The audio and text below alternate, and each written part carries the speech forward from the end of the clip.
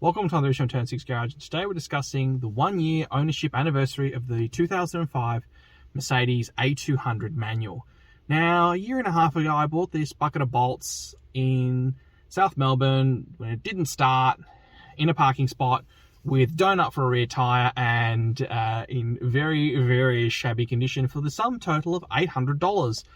Spending a lot more than $800 to put it back on the road with a new clutch, flywheel, starter motor, and new tyres, amongst a whole heap of other little things it also had. It's been on the road in the fleet for about a year. So, in that time, there are things that have been really good, and there are things that have been not so good, and things that are still broken. So in terms of these still broken, you still got the dash cluster, which of course does not work. It didn't work when we got it, and doesn't really work now. The LED screen and the 2 rear door locks, they don't work either. I have to lock the doors manually, like I used to lock my grandma's 1978 Datsun Skyline. I used to do that again, locking the car manually. And in terms of other things that went on it, well, the thermostat went on it. Not unsurprising, given the fact that it had been treated very poorly and not very well maintained. And the battery went on it, which I did a video on, which, again, common things, 7-year-old battery, so didn't do too bad for itself. Now to the good points. The A200 is, in terms of getting in and out of it, a fantastic car to get in and out of it. Anyone can get in and out of it. It's easy to get into, it's comfortable. And with the panoramic sunroof, even though it was broken when I got it, now it's fixed, it is a wonderful place to be, wonderful place to sit in, and very airy and very light place to be, teamed with this light interior. So that's a good thing. The driving position is really good, especially if you're some size 14 6-footer like me. It actually really fits very, very well on me. It actually fits very well, this car. And the manual gearbox actually works very well. It's actually getting rid of that horrible CVT means this thing's lighter over the front wheels and turns very well as well. The downsides is this engine needs a bit more power. It feels kind of a little sluggish, and the build quality of an early 2000s Mercedes of this period is pretty average.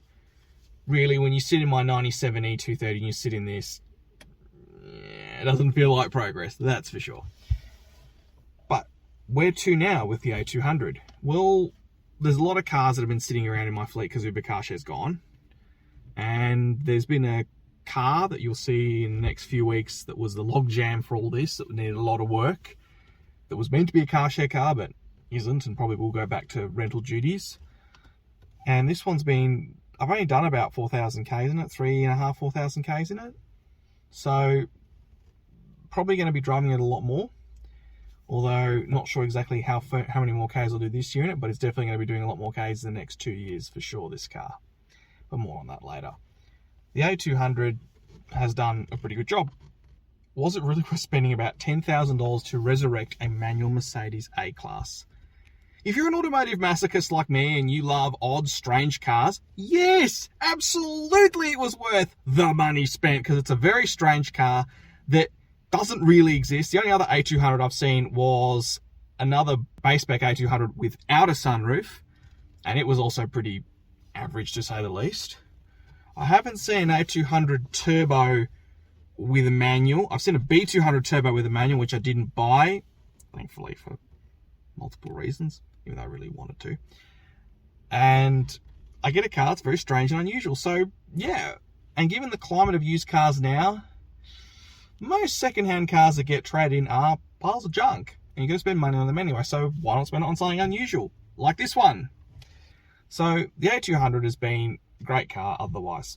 Hasn't given any troubles, really, apart from that thermostat and battery, and still drives well, seats 5 and cargo, and fold the seats down, you can carry the back axle of a Renault Megane, as we found out. So it's practical in every single dimension, this car. It does a great job for the package it is. It might not be the most beautiful car in the world, but in terms of a practical, simple design, it is fantastic. 5 and cargo in a small space. And for what it does and for what I want out of it, yeah, it's a great car. W169 A-Class is a great car. So, if you are willing to go the distance, you can get a good product in the A-Class, although my recommendation is for the manual gearbox, even though there's bugger all if any around in Australia. Recommending a car you can't really buy. Yep, That's what I do. Anyway, if you like what I do, remember to like and subscribe.